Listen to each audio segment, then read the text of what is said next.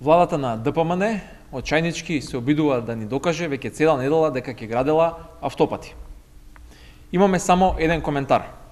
Конечно, после 12 години на власт, последниот транзицијски политичар Никола Груевски конечно се реши да се посвети на инфраструктурата.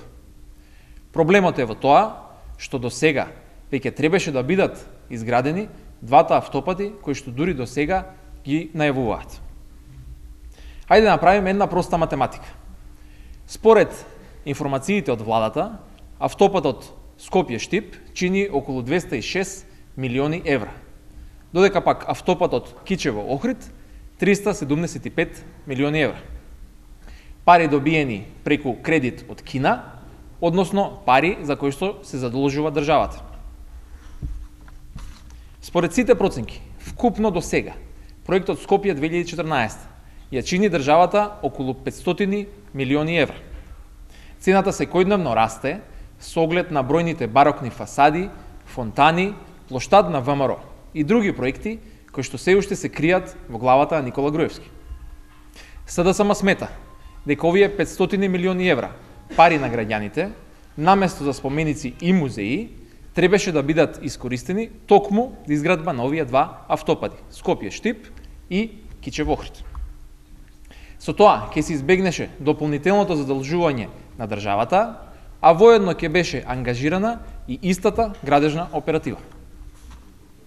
Во оваа прилика би сакале да промовираме два големи проекти од програмата на СДСМ.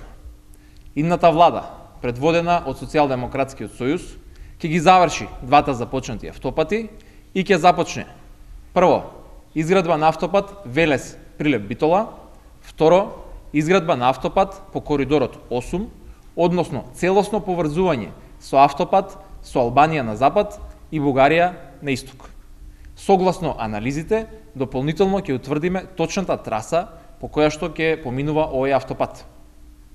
На крајот, со оглед на зачестените копирања на решенијата од програмата на СДСМ од страна на владата, искрено се надеваме дека ќе го превземат и ова решение се во интерес на граѓаните на Македонија.